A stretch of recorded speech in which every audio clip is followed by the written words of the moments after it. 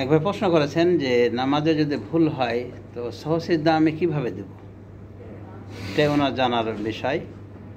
তার সংক্ষিপ্ত উত্তর হলো যে প্রথমত আমরা বলতে পারবো যে সহসিদ্ধা কেন দেওয়া হয়। সহসিদ্ধার কয়েকটা কারণ থাকে। হয় রোকনগুলি বা ফরজগুলি কম বেশি করে ফেলেছে, মানে বেশি করে দিয়েছে, 4 রাকাত জায়গায় 5 রাকাত পড়েছে, বা 4 রাকাত জায়গায় 3 রাকাত পড়েছে, মানে কম বেশির মাধ্যমে সহসিদ্ধা দেওয়া লাগে। কোনোভাবে সন্দেহ যায় 3 পড়লাম না 4 পড়লাম, জোহরের নামাজ বা আসর না 3 পড়লাম 4 পড়লাম, সন্দেহ আছে, তো সন্দেহ যেখানে নাই সেটা মিটিয়ে সহসিদ্ধা দেওয়া লাগে। তো এই সব কারণে সহসিদ্ধা দেওয়া লাগে। সহসিদ্ধা কখন দেবে?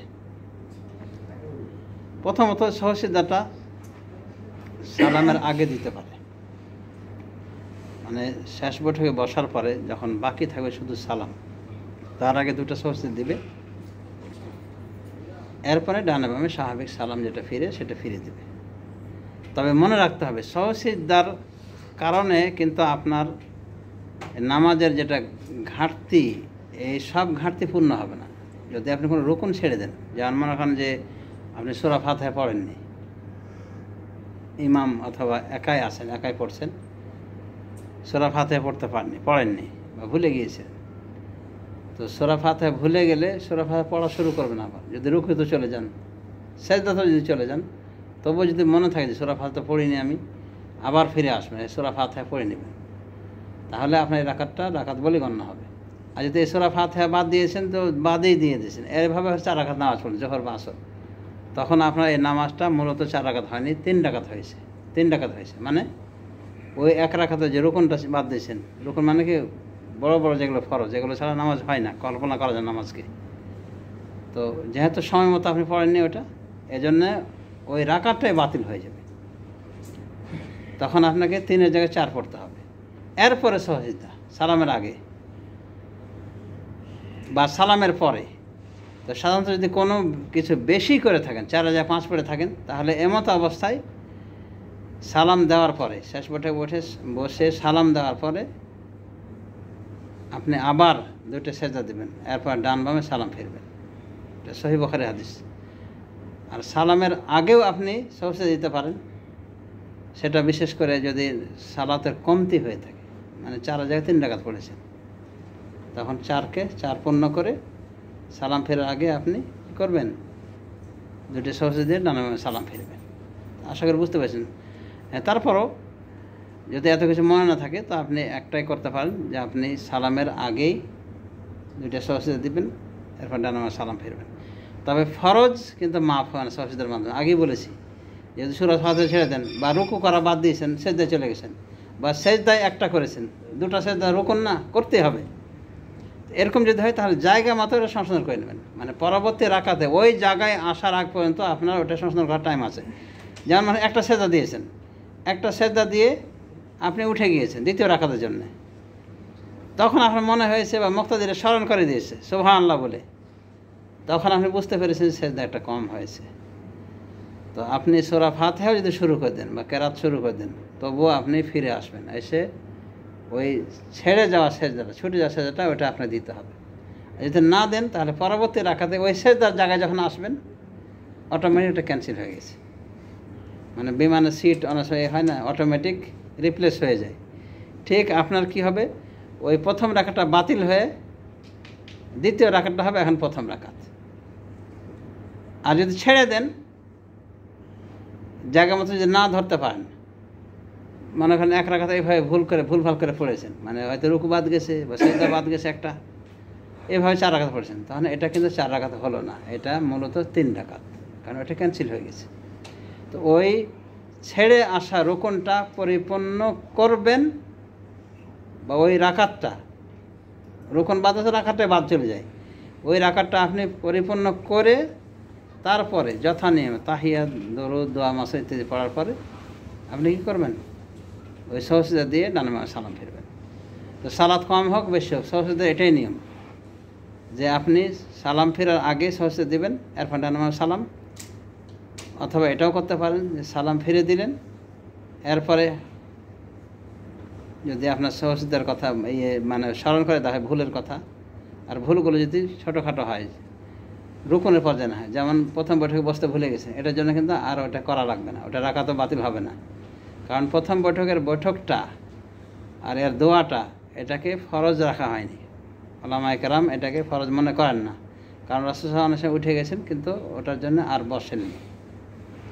তো এই জাতীয় যেগুলো ওয়াজিব বা সুন্নাতে মুআক্কাদা, এগুলো ছেড়ে দিলে এগুলো সহজে দ্বারা এগুলো কভার হয়ে যাবে, ঘাটতি পূরণ হয়ে যাবে। কিন্তু রুকুন ছেড়ে দিলে সেটা কিন্তু ছাড়াই আপনি সহজে দিয়ে নামাজ কমপ্লিট করতে পারবেন না, নামাজকে ত্রুটিমুক্ত করতে পারবেন না। আশা করি বুঝতে পেরেছেন যে সহজে দেওয়ার দুটা তরিকা। সালাতের আগে, সালাম ফেরার আগে দুইটা সহজে দিয়ে ডানে বামে সালাম ফিরবেন, আবার সালাম ফেরার পরেও সহজে দিতে পারেন। সেটা কীভাবে? দুটো সহজে দিয়ে ডানে বামে আবার সালাম ফেরা। এটা হলো সহি তরিকা, বুখারী মুসলিমে বিভিন্ন হাদিস রয়েছে। আর আমরা দেশি তরিকা যেটা সহজে দিয়ে থাকি, এই তরিকা এই পর্যন্ত আমি কোনো সহি হাদিস পাইনি। এবার সুস্পষ্ট করে বললাম, প্রতিবাদ করা কেউ থাকলে এই মিডিয়াতে যাচ্ছে, আমাকে হাদিস নাম্বার সহ দেখিয়ে দেবেন, বাস। আমি তখন থেকে বলা শুরু করছি, না এটারও দলিল আছে। ওটাকে অনেকটা বানাওয়াট লাগতেছে আমার নিকটে।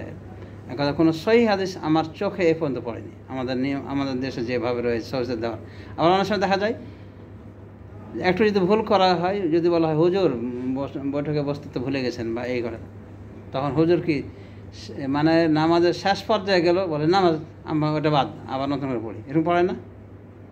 এটা অজ্ঞতা। নতুন করে কেন পড়বে? যেখানে ভুল সেই ভুলটা সে নিলিত হয়ে গেল। নবী সাল্লাল্লাহু 2 রাকাত পড়ে, বুখারী মুসলিম হাদিস, জোহর বা আসর 2 রাকাত পড়ে উনি মসজিদে রাখা একটা খেজুরের ডালে ঠেস দিয়ে বসে আছেন এবং গম্ভীর হয়ে বসে আছেন। কেউ কিছু বলার সাহস পাচ্ছে না, নামাজ কম হয়েছে। তো জুলিয়াদান নামক একজন সাহাবী, ওনার হাতটা লম্বা ছিল, দেখতে হাতটা লম্বা লাগতো, তো এই জন্য বলতো তাকে 2 হাতওয়ালা। তো উনি সাহস করে বলছেন, ইয়া রাসূলুল্লাহ আকুসিরাতুস সালাত আম নাসিতা, হে আল্লাহর রাসূল, নামাজ কি কম করা হয়েছে? মানে কসর করে দেওয়া হয়েছে, মুসাফির যেমন কসর করে এরকম কম করে দেওয়া হলো নাকি আপনি ভুলে গেছেন? নবী সাল্লাল্লাহু রাগ হয়ে ওই রাগের মাথাতেই বলেছিলেন, লাম আনসা ওয়ালাম তুকসার, আমি ভুলিও নি, নামাজ কসরও করিনি, কমও করিনি। এরপরে নবী সাল্লাল্লাহু একটা সন্দেহ হয়েছে যে কি জানি হয়তো এরকম হয়ে গেছে কিনা। আবু বকর ওমরকে বলছেন যে আসলে কি আবু বকর ওমর নামাজ কম হয়েছে? বলছে হ্যাঁ, 2 রাকাত পড়ে আপনি সালাম ফিরছেন আজকে। সাহাবায়ে কেরামকে নিয়ে নবী সাল্লাল্লাহু আলাইহি ওয়াসাল্লাম তখন বাকি 2 রাকাত নামাজ পড়েছেন এবং সহজে দিয়েছেন। তো বুখারী মুসলিমের হাদিস, সুস্পষ্ট হাদিস থাকার পরও আমাদের দেখবেন যে না নামাজ হয়নি, আবার নতুন করে পড়ো, আর সহজে দিলে হাঁটা বাটা করে সহজে দিচ্ছে।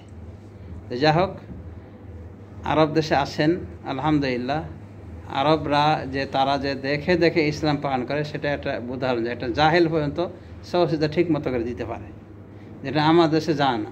একটু ভুল হলে আবার ঘুরিয়ে পড়ে না, নাকি বানিয়ে বলছি আমি নিজেই দেখছি। তারাবি নামাজ কোন জায়গায় যেন একটু ভুল হয়েছে, বলছে ওটা বাদ, ওই 2 রাকাতই বাদ। তো যা হোক, আশা করি আমরা জানতে পেরেছি সহজদার নিয়ম তরিকা, সেই হিসেবে পড়ার চেষ্টা করবেন। বিশেষ করে যারা ইমামতি করার যোগ্য, ইমামতি করলে এরকমই, যদি ভুলগুলো মেজর ভুল হয়, রোকনের ভুল হয়, তাহলে রোকনটাকে ধরবেন জায়গা মতো। আর যদি ওটা ছেড়ে দিন, তাহলে কিন্তু সহজে দিয়ে কাম হবে না। ওর পরিবর্তে একটা রাকাত নতুন করে পড়তে হবে। মানে 4 যদি ধরে থাকেন এইভাবে, তাহলে ওই রোকন ছেড়ে দিয়েছেন যেটাতে, রোকন মানে বড় বড় ফরজ যেগুলি, যেমন সূরা ফাতিহা পড়া ইমাম বা মুক্তাদি ইয়ার জন্যে, মুনফারিদ একক ব্যক্তির জন্য। ইমামের পিছনের বিষয়টা আমরা নর্মাল রাখার চেষ্টা করছি, অত হার্ড লাইনে যেতে চান না। কারণ ইমামের পিছনে কেরাতটা ফরজ পর্যায়ে না নফল পর্যায়ের ইমামের কেরাত যথেষ্ট হবে কি হবে না, ইখতিলাফ রয়েছে।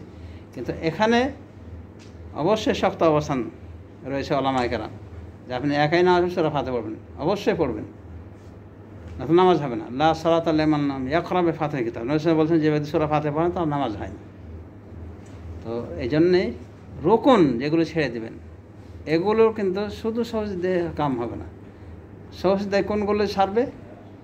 যেগুলো ওয়াজিব বা সুন্নাহ মুআক্কাদা পর্যায়ে, যেমন আপনার প্রথম বৈঠক করাটা, এটা সুন্নাত মুআক্কাদা, কেউ কেউ ওয়াজিব বলছে। অনুভাবে রুকুর সেজদাগুলি, রুকুর তাসবিহগুলি, জিকিরগুলিকে কেউ কেউ সুন্নাত মুআক্কাদা বলছেন, কেউ কেউ ওয়াজিব বলছেন। এগুলোর ক্ষেত্রে সহসিদ্ধা দিলেই যথেষ্ট, এগুলো আর করা লাগবে না, মানে দোহরানো লাগবে না।